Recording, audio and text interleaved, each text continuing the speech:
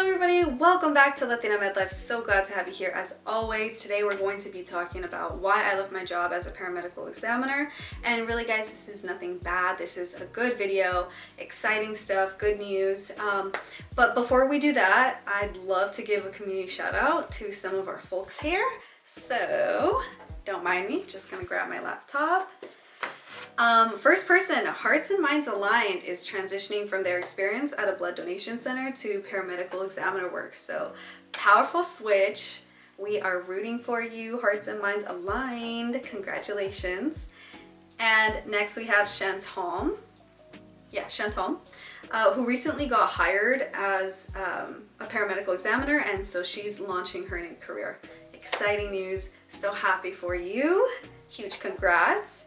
And Mark Showalter, who is starting his journey towards becoming a paramedical examiner. So go Mark, we are rooting for you. You got this. And really guys, that's what it's all about. Just that growth, that momentum, that community support. So proud of you guys for taking that leap of faith, starting something new. That is so exciting. I remember when I first started, I was super stoked. But if you're considering a similar path or you want to know more about becoming a paramedical examiner, CNA, EMT, don't forget to like, comment, subscribe, especially if you're interested in search and rescue. So let's get into the video. I have exciting news. This is good news. Really, I left my paramedical examiner job because I finally got into nursing school. So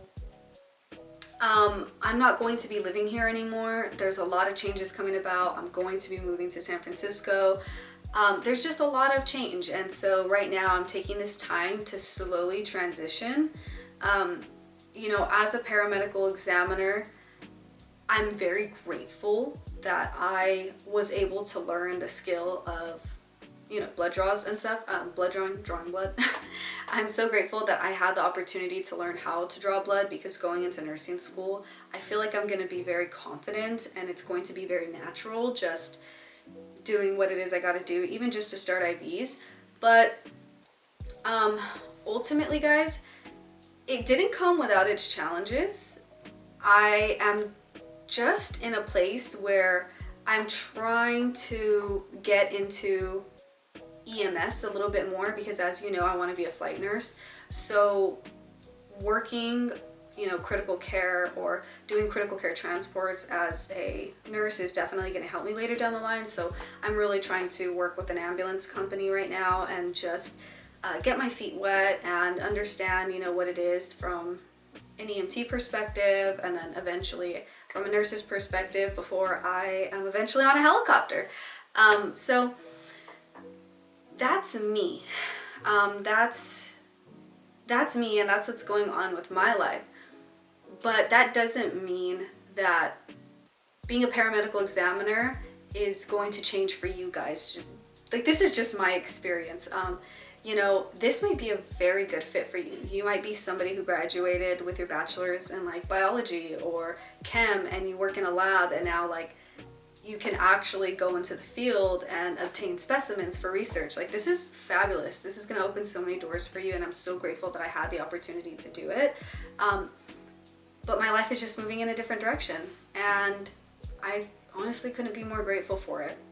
Now, without making this video too short, we can talk about some of the challenges that I faced as a paramedical examiner, and I felt that I wanted to wait. It's been about a year since I uploaded that video, so one thing that I found challenging, which is understandable, there's a HIPAA law that basically protects clients, patients, in such a way that us paramedical examiners cannot shadow another paramedical examiner in a client's home.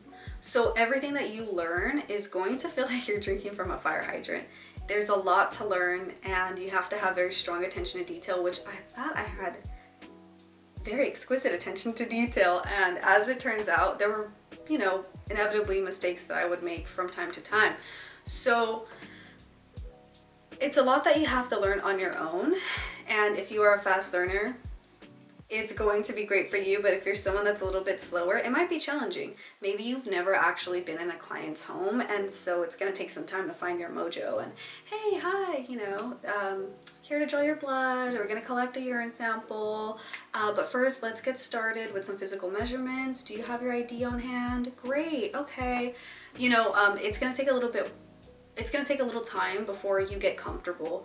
And if you're somebody that worked like in a plasma center, donation center, clinic, hospital, then you're probably used to such a high volume of patients that only having to focus on one person is like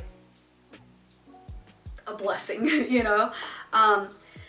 A part of me wishes that I would have started off in a more fast-paced environment, just because as a paramedical examiner, you're getting this information, this medical information, and this medical history from people to eventually give to an insurance company. So I felt for me that I wasn't able to get in enough blood draws.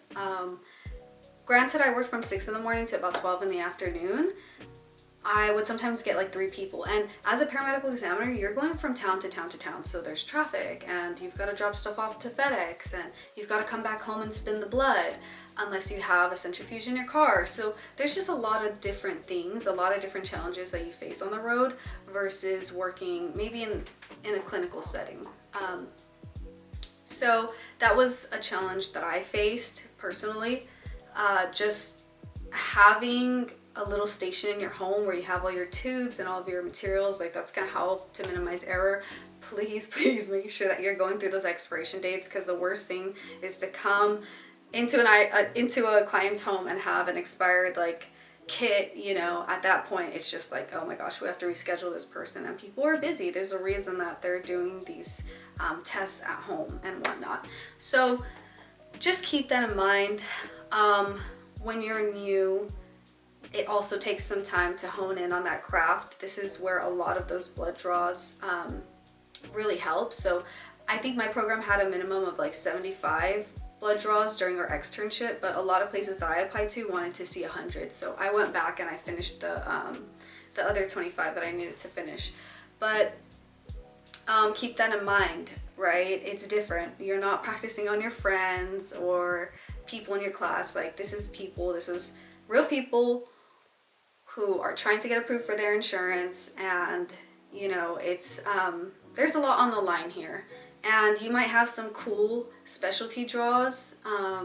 Like there was one that was called like vital tears, and I believe people who struggle with producing tears, we draw their blood, get that serum, and they're able to make a medication using the serum from the blood that we draw. So there's a lot of very neat things to learn, and I love the paramedical examiner world for that.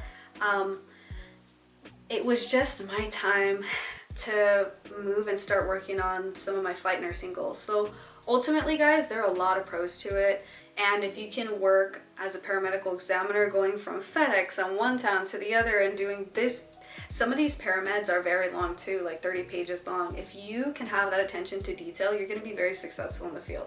So I want to leave you guys on that good note. Congratulations to everybody who is making these fabulous moves. It is time for me to make my move and step into a completely new arena. But without further ado, guys, stay tuned. I've got some very good videos coming up.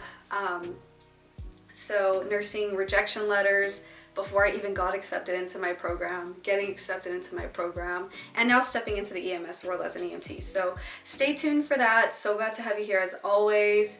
Take care. Keep doing all of the awesome work that you guys do out there. I'm so proud of you guys, honestly. So keep doing what it is you do. Until next time.